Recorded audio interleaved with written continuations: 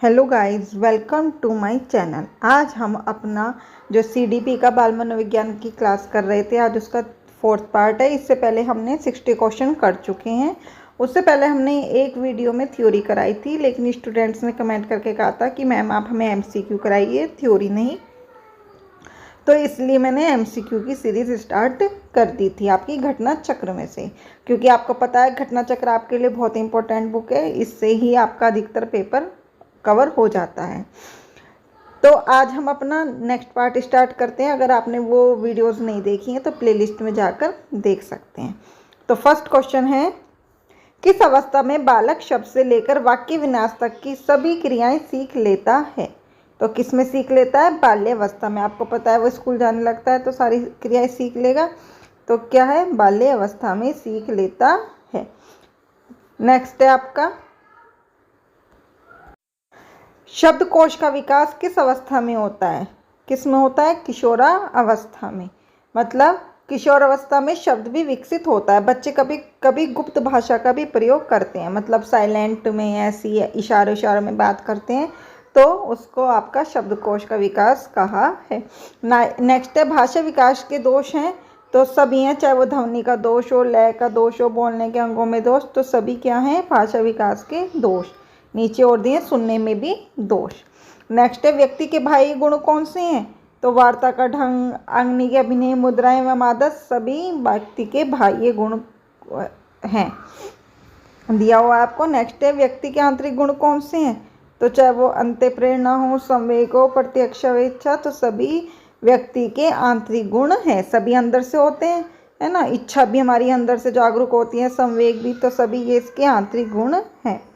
Next है, व्यक्तित्व का परीक्षण किया जाता है तो किससे किया जाता है? अवलोकन के आधार पर और व्यक्ति द्वारा की गई अनुक्रिया के आधार पर आपके उस प्रयोग किया जाता है। नेक्स्ट है, व्यक्तित्व समाज द्वारा मान्य तथा अमान्य गुणों का संगठन है। ये कथन आपको पता है, यूपी टेट में आपके कथन बहुत आते हैं, तो सी और सुपर टेट में भी आएंगे। तो किसका है? रैक्स का। किसका है? रैक्स का। तो नीचे दिया हुआ है, रैक्स के अनुसार व्यक्ति समाज द्वारा मान्य तथा अमान्य गुणों का संगठन है। नेक्स्ट आपका 68, व्यक्तित्व व्यक्ति का संपूर्ण मानसिक संगठन है जो उसके विकास की किसी भी अवस्था में होता है। ये कथन है, तो कथन आपके लिए मोस्ट इंपॉर्टेंट है, जो आपकी डेफिनेशन है। इनको तो किसी भी तरह आप याद कर लीजिएगा, बिल्कुल ऐसे याद कर। वैसे व्यक्तित्व वैसे व्यक्ति का संपूर्ण विकास, किसके? वार्निंग दे दी है एक तरीके से कि हम तुम्हारा पूरा संपूर्ण विकास करें। तो आप कुछ भी ट्रिक अपने अकॉर्डिंग जो आपको लर्न हो सकती है, इस हिसाब से आप ट्रिक बना के याद कीजिए। नेक्स्ट है, व्यक्तित्व होता है, कैसा होता है?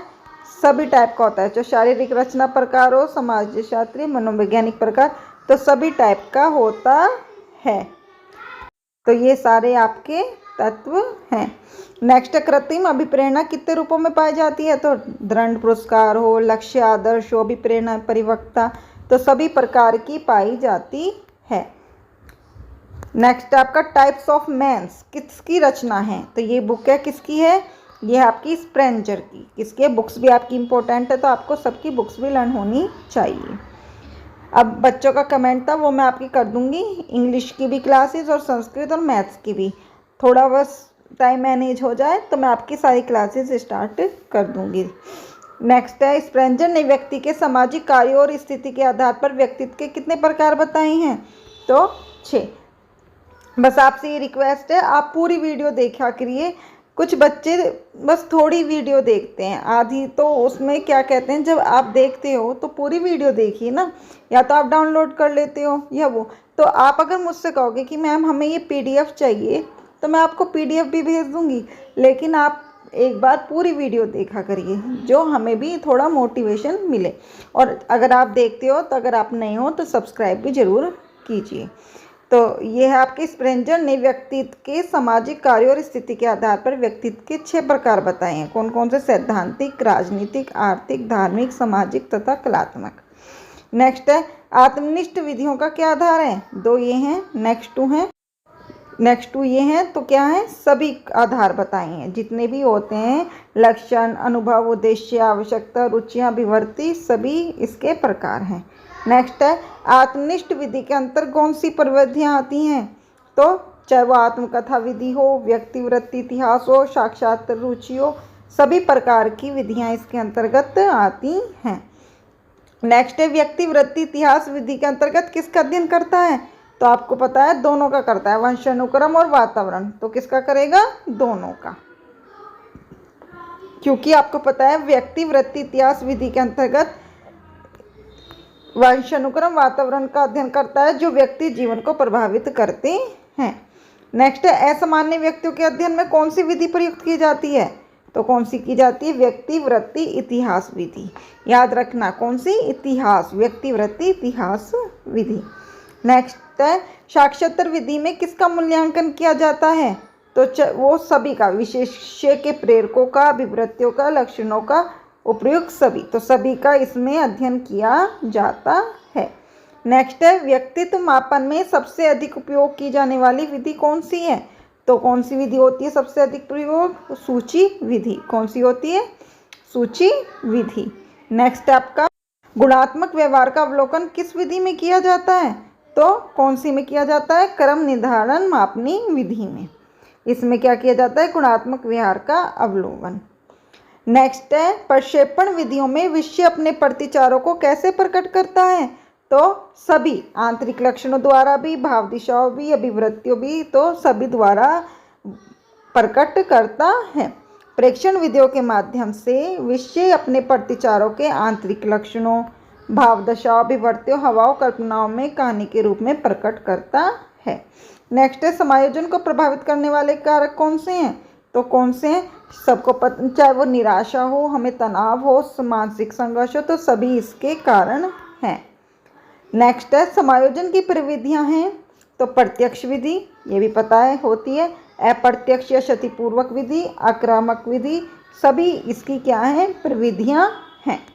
नेक्स्ट है जब व्यक्ति चेतनावस्था में रहकर समायोजन को स्थापित करने के लिए प्रयत्न करता है तो वह प्रयत्न किन विधियों के अंतर्गत माने जाते हैं? तो वो माने जाते हैं प्रत्यक्ष विधि के अंतर्गत, क्योंकि वो प्रत्यक्ष भोग रहा है, हर चीज को प्रत्यक्ष महसूस कर रहा है, तो इसलिए कौन से हुआ? प्रत्यक्ष माना जाएगा। नेक्स्ट है समायोजन के उपायों के अंतर्गत कौन सी विधियां शामिल हैं? तो चाहे वो बाधाओं का समाधान हो, उद्देश्य में परिवर्तन हो, विश्लेषण में निर्णय हो, तो सभी प्रकार की विधियां शामिल हैं। सब अन्य मार्ग खोजना हो, उद्देश्य में परिवर्तन, सभी टाइप की इसी में ही आती हैं। नेक्स्ट है आपका किन विधियों में को व्यक्ति अचेतन रूप से अपनाता है? तो आपको पता है अप्रत्यक्ष विधि, जिसे वो अपने सामने महसूस नहीं करता, अप्रत्यक्ष होती है उससे। नेक्स्ट है तनाव से बचने के लिए किसी विधि का प्रयोग किया जाता है? तो अप्रत्यक्ष विधि का ही, तनाव हो, दुख हो, सबको बचने के लिए अप्रत्यक्ष विधि का ही प्रयोग करते हैं।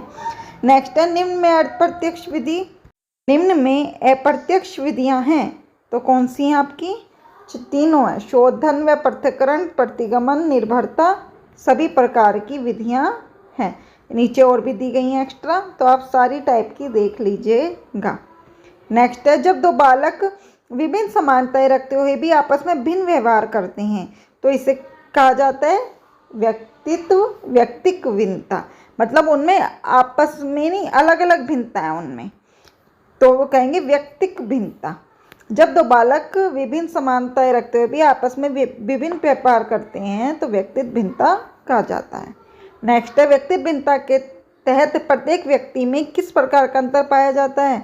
तो उसमें चाहे जैविक, मानसिक हो, भाई सबका अपना अपना मस्तिष्क होता है, अपनी अपना दिमाग होता है, सांस्कृतिक हो, उनके घर का माहौल कुछ, उसका अलग कुछ, संवेगात्मक हो, तो सभी प्रकार के अंतर पाया जाता है। नेक्स्ट है व्यक्तिगत भिन्नता में संपूर्ण व्यक्ति का कोई भी ऐसा पहलू सम्मिलित हो सकता है जिसका मापन किया जा सके। ये कथन किसने दिया? तो दिया ये स्किनर ने। याद रखना है, सारे कथन बहुत इंपॉर्टेंट है।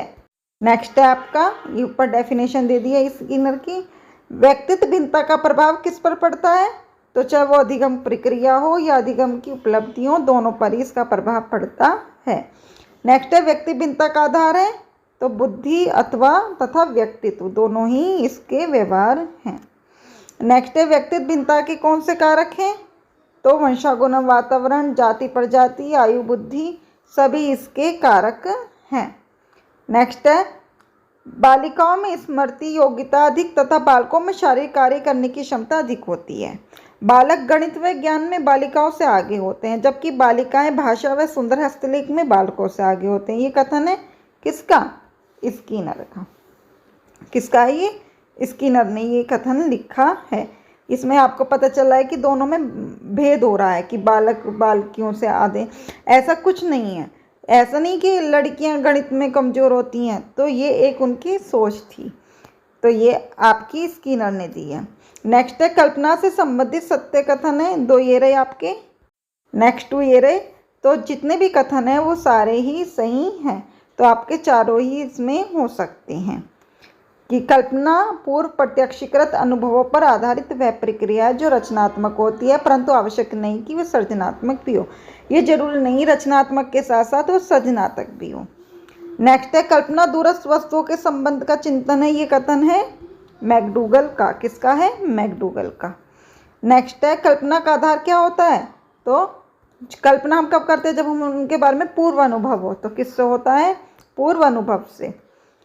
किसी चीज़ का हम कल्पना वही तो करते हैं, हम वहाँ गए थे, इस टाइप से हुआ था, ये वो, तो सब पूर्व अनुभव के द्वारा होता है। मैकडूगल के अनुसार कल्पना होती है पुनरुत्पादक कल्पना और उत्पादक कल्पना, ये दोनों होती हैं। ये तो नेम याद करना पड़ेगा आपको। नेक्स्ट है कार्य साधक कल्पना होती है। कौन सी होती है? सैद्धांतिक एवं व्यवहारिक। तो ये आपकी क्या होती है? कार्य साधक कल्पना। नेक्स्ट है रसात्मक कल्पना होती है। कैसी होती है? कलात्मक एवं मनोरंजनमयी। तो ये होती है आपकी रसात्मक, मतलब मनोरंजन, रस पता है आपको म्यूजिक से होता है, तो इसी टाइप यही आपकी रसात्मक कल्पना है। तो ये आज आपके टॉप 100 क्वेश्चन हो गए हैं कंप्लीट। नेक्स्ट वीडियो आपकी कल आएगी।